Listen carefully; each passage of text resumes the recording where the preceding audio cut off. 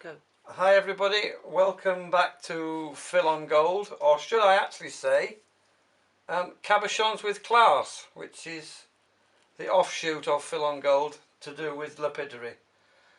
For those of you who are not familiar with cutting and polishing of stones, this is what they call a lapidary combo or arbor or something like that.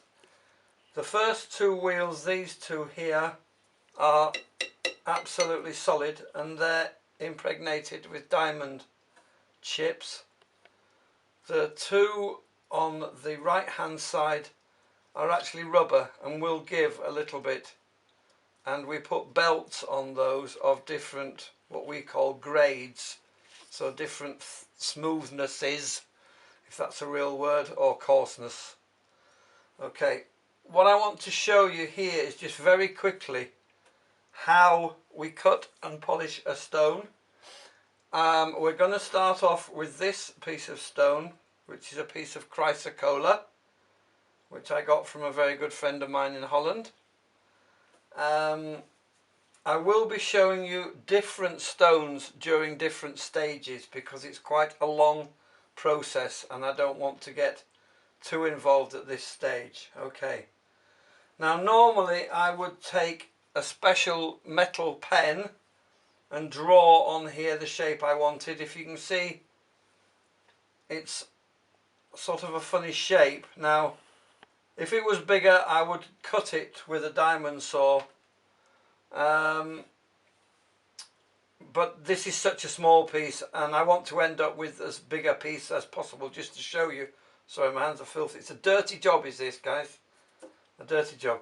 Anyway, I was going to start cutting on this side, but you can see that it's slightly chamfered here, so I might as well make this the top.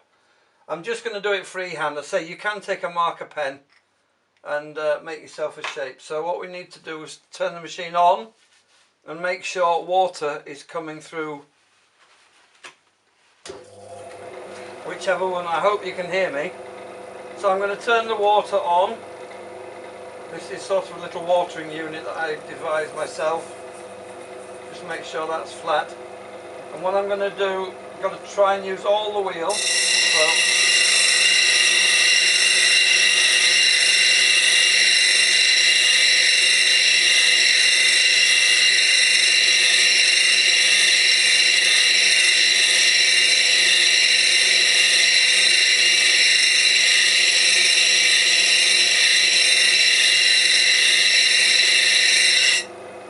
Okay, so we've made that face flat.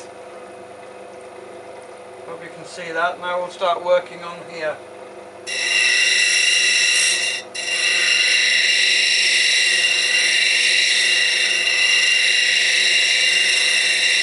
I'm going to try and do an undercut shape here. It's not as easy as a rounded one, but we use the round part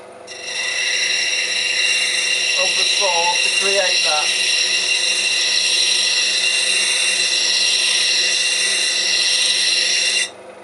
See? What I'm trying to do is I'm just trying to find an aesthetically pleasing shape and use as much of the stone as possible.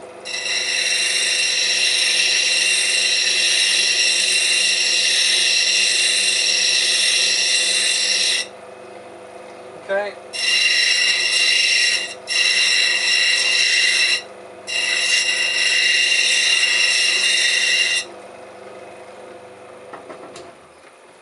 Okay, I'm not saying that's finished by any means, nor is it an aesthetically pleasing shape, but you get the idea. You start off with this rough one and make the shape that you want, rough shape you want, sorry about all this.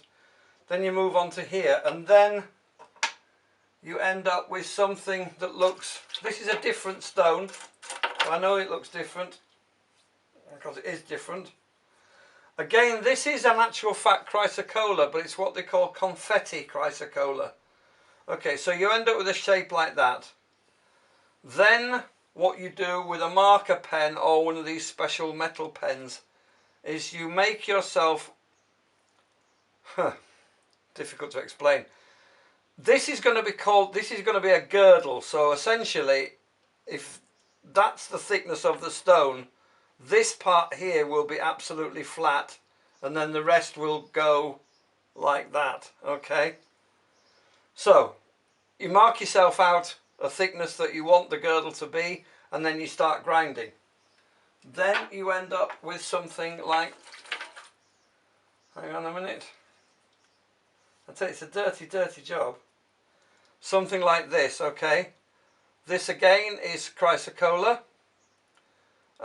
This is confetti chrysocolla once more, and you can see we've got a nice-ish shape over the top.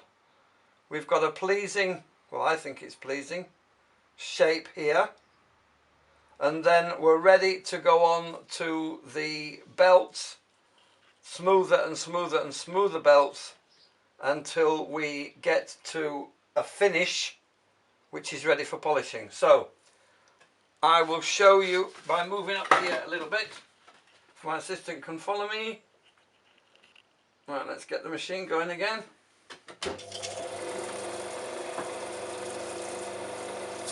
Okay, so I'm just going to work away at this. You've always got to keep the stone moving. If you don't, you end up with flat spots, and it's never nice.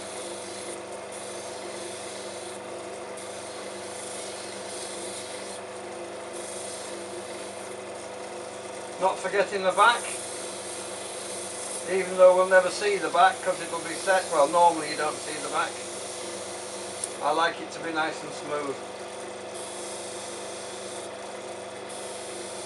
I'm just cutting in here just to make the whole thing aesthetically more pleasing and to give us a shape. Okay, so what we do is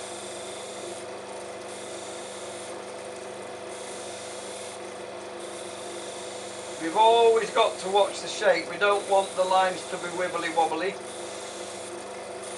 unless it's done on purpose, and very rarely is it ever done on purpose. Okay.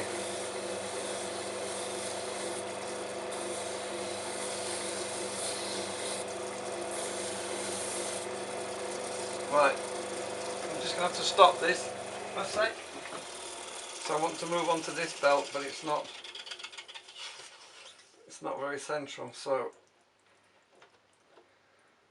my assistant's telling me we're running out of time. I'm sure we can do this in the time that's left. And then we're working on here. You can probably see this was what they call 325 or 325 grit. The one I'm working on right now is 100 grit, 600 grit.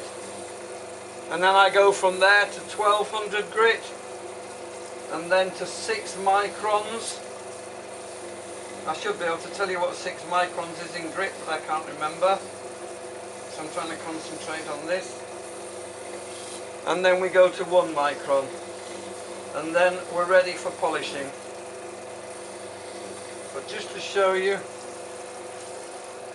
if my assistant can pass me the plain water, which is down there.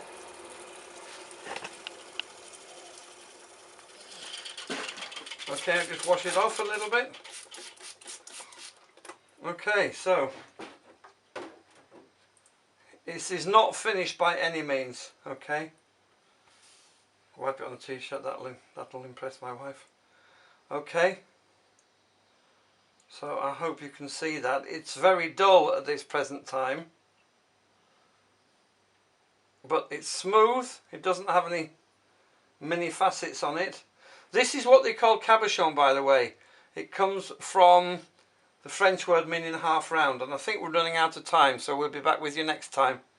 So this is Phil on Gold for Cabochons with Class, signing out. Cheers.